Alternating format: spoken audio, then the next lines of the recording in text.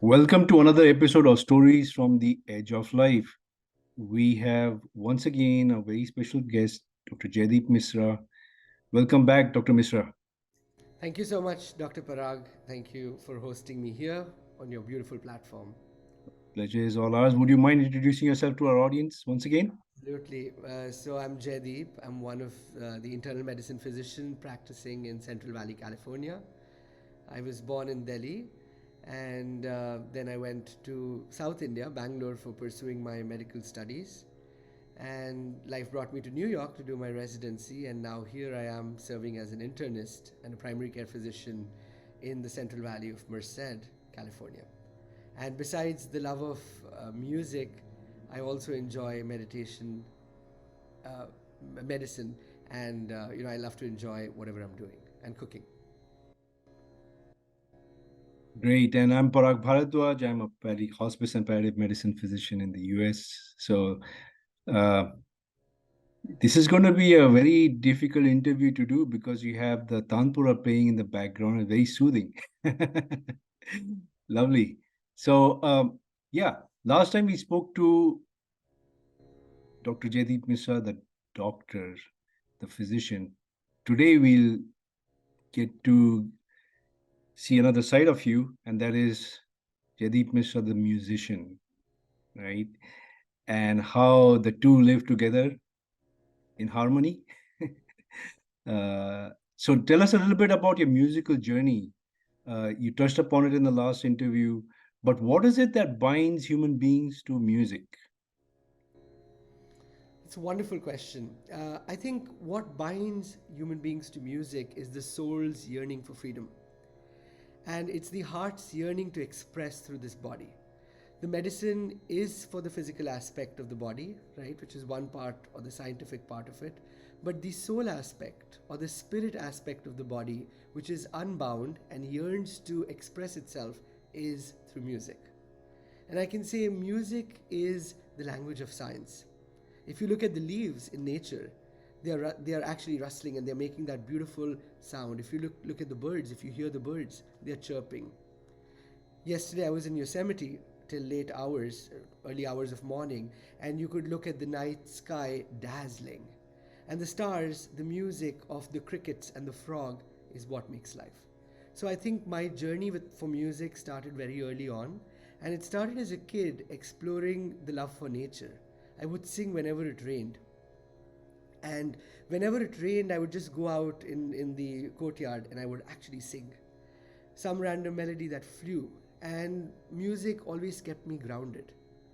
It allowed the mind to remain still. And that is how I was graced with music. And growing up in a family where my father played the harmonica, the mouth organ as it's commonly called, he played a form of East Indian classical music called as Rabindra Sangeet, which is the music of Rabindranath Tagore, the great musician poet, right? So he played that on his harmonica, on the mouth organ. And so I grew up listening to that and grew up, having that close connection to nature and singing. And I learned the piano in India in school. And as I was growing back, I went to medical school, and there I heard Raag Kirtan, which is basically music in the melodic structures of Indian classical music, which is very meditative. And then I was blessed to study with my great teachers who came along this way. Bhai Baljit Singh Ji, who is a renowned uh, player of string instruments. And then I was fortunate to learn vocal music from my current teacher, who is, Srimati Vandana Ji, Vandana Auntie as I call her, who has blessed me with the beautiful gift of expressing sound through this human instrument. And so it just continued forever and ever. And even today, when I practice medicine, I always remember the M of music, which is the M of meditativeness, and the M of medicine. And as I said, the medicine takes care of the physical body, also the mental body, but M of music takes care of the internal aspect of this physical body. And that's how I practice it every day, just for my own solace, my own solitude, so that I can serve that to my patients. Thank you, and that was very power packed. So you're dealing with the three M's, right? Music, meditation, and medicine. And before I get on to the question, it's very fascinating. It was very fascinating for me to hear how you skillfully use the sound of the rain as your background music, as Yes. you worked with your vocal cords. So it sounds like music helps you with your practice of medicine and makes you a better doctor. Is that a fair statement to make? That is the perfect statement to make, as you put it. It allows the human potential to be expressed through medicine, if I could put it like that and in that way. And just to give you a background of this instrument that is going, music also grounds us. So what is being played is an instrument made of jackfruit. It's called as tanpura, or a drone, Indian drone, which constantly plays the first note, which is sa in Indian music, and the fifth note. And the first note reminds us of infinity, because the first note, or sa, in Indian classical music is the ocean, sagar. Sagar means the ocean, and ocean refers to that infiniteness in this physical limited form, which is always infinite. So the constant remembrance of that firstness, of that which is primordial in life, is what this instrument is doing. And it brings the mind back to its infinite nature.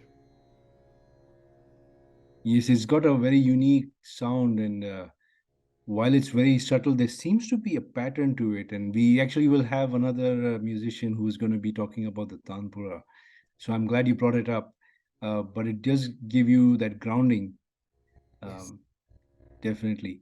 So tell me a little bit about uh, the musicians I've interviewed so far. There's a big overlap between music and math, and some of them have studied math, and they said the music helped them with the math, or the math helped with them with the music. But you went into the art of medicine. So you are combining math, music, and art. What is the end result that you get? It seems like you get bliss. The end product is bliss, and you seem very peaceful with having the skills to combine all of them. Yes, and one of the commonalities, as you greatly pointed out, is that they all begin with M, right? And M in the Indic language also means masti. Masti means complete joy, complete boundless joy, right? Untainted, boundless joy is what that M stands for. So I think it is the fullness of life which music brings one into, especially for me. It brings me to appreciate life, to be contained without being dependent on the external world. So just the vocal cords or just the sound and produces complete rest of the mind. And once my mind is tranquil, is not running into 50,000 things of the world, then there is bliss that is sprouting from within. And that is the blessing and gift of music. And whatever field you go into, if it's medicine for me, it allows me, it suffuses the practice of medicine to deliver patient care and to allow my patients to feel that sense of connection, to feel that sense of connectedness, to feel the sense of being heard, to feel the flow of the universe. Great. Yeah, I was going to say it probably gets you in a state of flow, and you mentioned that word as well. And so, yeah, it's a good synchronization between our thought process. Now, let's zero in on the instrument that you play. It's a very unusual instrument. I come from an Indian background. I had never heard of it. So, how did you find this instrument? And tell us a little bit about its history and origins. So I always say that I was graced and blessed that the instrument and this music found me, right? And that is very true because I heard this instrument again through grace when I was in medical college, medical school in India. My first year, I heard this instrument, and it's called the dilruba. So dil means the heart in the Persian language, and ruba means the stealer.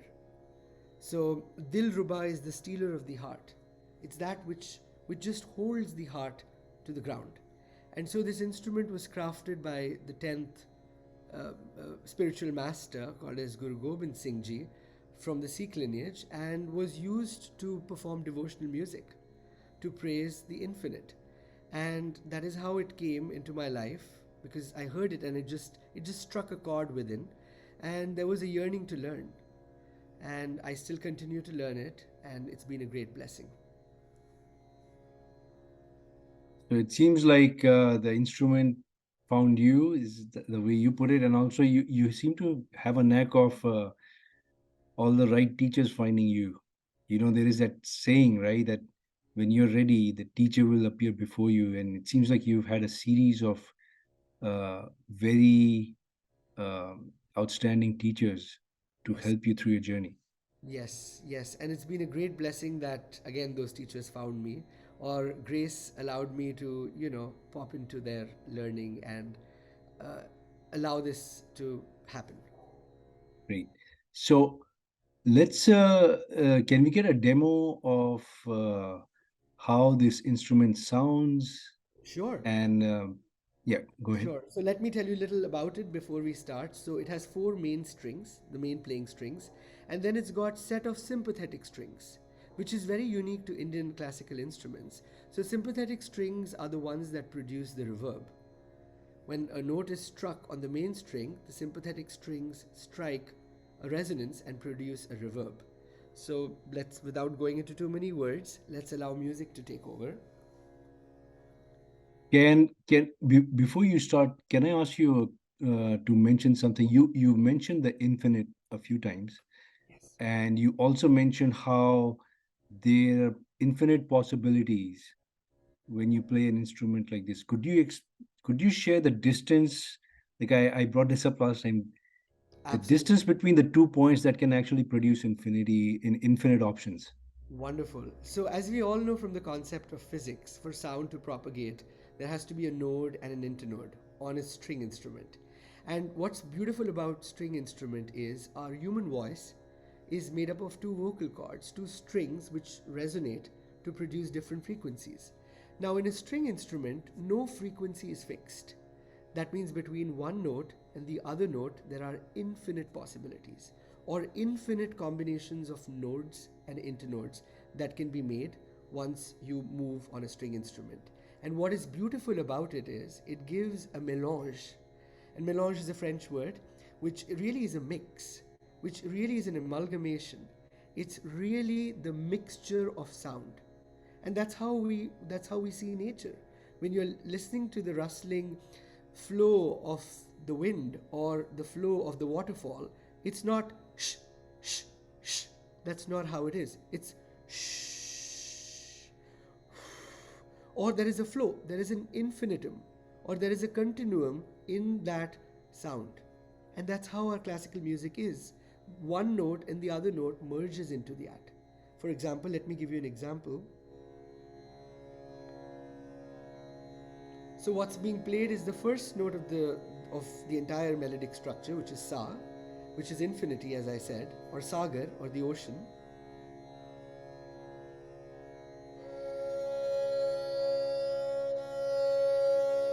So that's the first note. That's the second note. Now, instead of playing them separately, it is.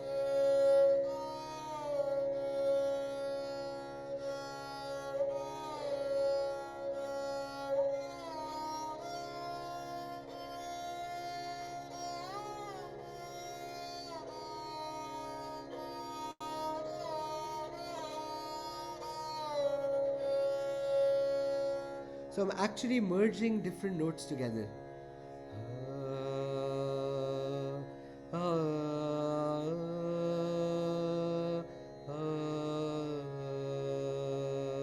So I'm doing sa re ga re sa, and I'm merging all of them, and that's the beauty. So I'll give you a demo for play by playing it for a few seconds, and then you can appreciate it more. And the rag that is being played is a pentatonic raga, which has only 5 notes. It's called Raag Bhoop. Sa So re ga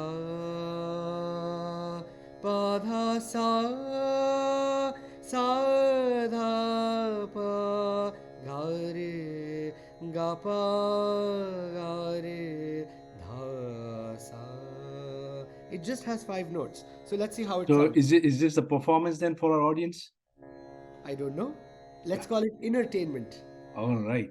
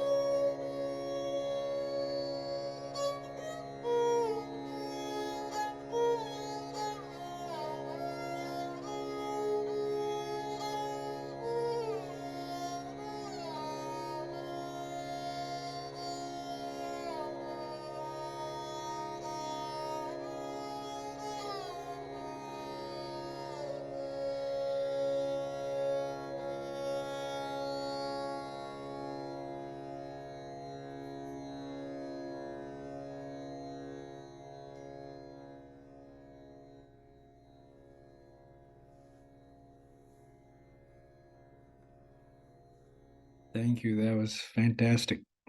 Thank you for allowing that space. Yeah, it does take you to a different zone. It's tough coming back, Yes, it takes you to a zone where the mind is still. right? It leads to inner stillness, that stillness from which everything flows. As I said, Sa, or the ocean, or the infinity, the first sound, the first tonic note, is the origin of all the notes.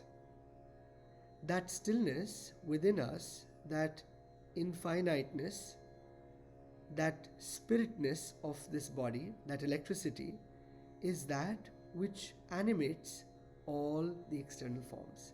So, using this tool and this instrument of the human body and an instrument, the mind is chiseled and channeled back to the source.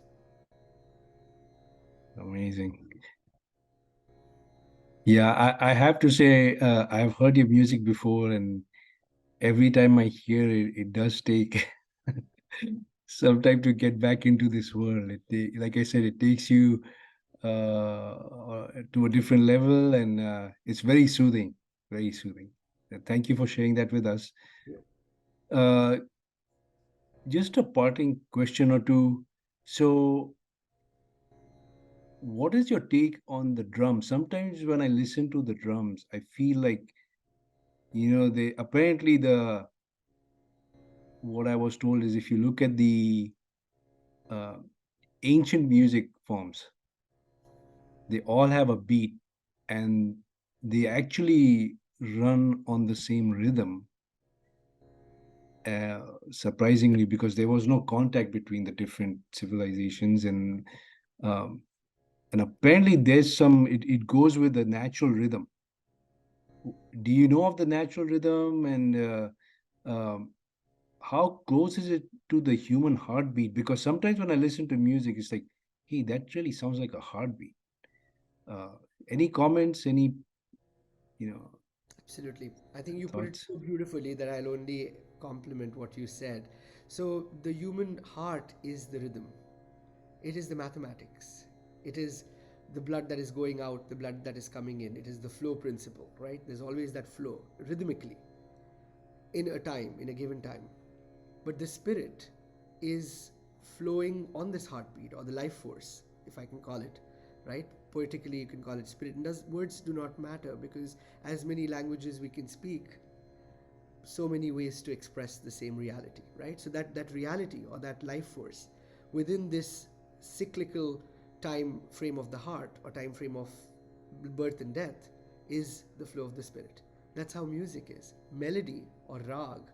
Rag is a combination of notes, like you saw Raag Bhoop or Bhopali, which is just 5 notes. And that is a flow, and the rhythm binds it and makes it more organized so that the flow can be appreciated in a cyclical pattern, and that is the tal or the rhythm, right? Tal in Indian classical music is the rhythm.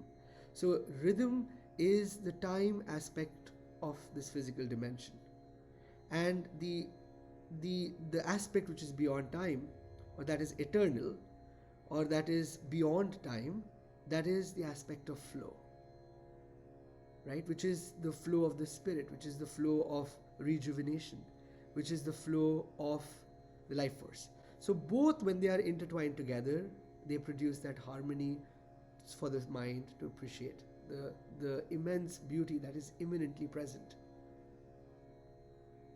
Yes, and that is definitely true. So I think the only thing that I can think of that can bend time is actually being in the state of flow, and that's through your mind, Yes, which your music is getting to, right. And it's an excuse. There are different right? ways. It's one of the portals. I can give you other examples, which in life again I've been blessed with. One of them is stargazing, or gazing at the infinite. I said I just came from Yosemite, so I drove back at like 4 a.m. in the morning, and right before this, just enough time to shower, right? So gazing at infinity, and what is infinity? Space is infinite, and that space is also inside. What is in the universe is fully reflected in the human form because we are the universe. We all know medically and physically we eat the food, be it XYZ, but whatever comes from the earth, the sun once shone on it, or it was, shining on it. And because of that, the plants grew and the animals grazed on it, or, there's a big interconnection. And when we consume it, we become a part of it. We have the same oxygen or the flow of air with the life force, which moves it and propels it through the beautiful instruments called as the lungs, right? And so, gazing at infinity, something which is infinite outside, allows the mind again to enter that quietude. It could be an ocean. I'm sure California or any other place, India is blessed with a lot of nature. Any place, wherever we are. When you look at a continuous flow of an ocean or the waves, there is that stillness because there is that essence that is resonating from within to what is outside. You look at a flower, immense beauty, immense beauty, immense intelligence. Not even being a doctor or a scientist, you can appreciate how symmetrically the petals are formed, how symmetrically, the flower opens, and how everything is so perfect. So gazing at perfection, or allowing the mind to marinate on the perfectness of the outer world, allows us to reveal our own perfect nature. Yeah, that's very well put. And the it's interesting that nature follows some mathematics too, the Fibonacci numbers. Like you, Absolutely. The Fibonacci series, the yeah. pi, everything. Yes. So it's fascinating. Yeah. So it's. I think this was a very profound session, and I really thank you for it. I really Still, thank you. still recovering from the music. You know. It So stays with you forever. yeah, My biggest it's prayer for all who are listening, and I know you do, you serve and help a lot of people who are coming out of, who are, who are in a state where life is very precarious and life is very meaningful also at that same time. I hope this music continues for the rest of life because we are that musical instrument in the lap of the universe. thank you very much, and I hope you come again and join us and share your wisdom and uh, share your music with us as well. What a beautiful privilege and what a beautiful opportunity. Thank you so much, Dr. Bhardwaj, for this great opportunity and for the great work that you're doing for everybody. Thank you very much. You're very kind.